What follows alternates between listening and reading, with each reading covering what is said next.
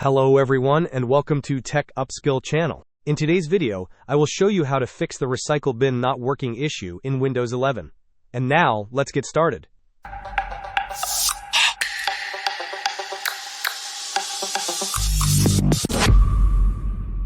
Sometimes the recycle bin in Windows 11 can exhibit strange behavior, failing to function as expected.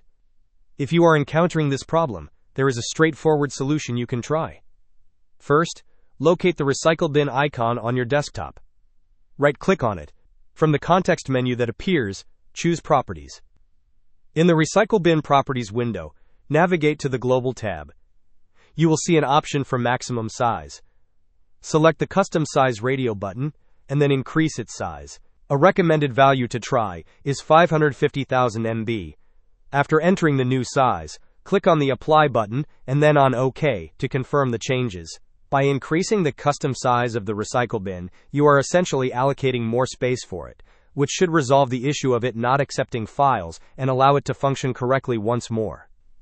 Hope this was helpful. Don't forget to like and subscribe if you enjoyed. As always, thanks for watching and I will see you in the next video.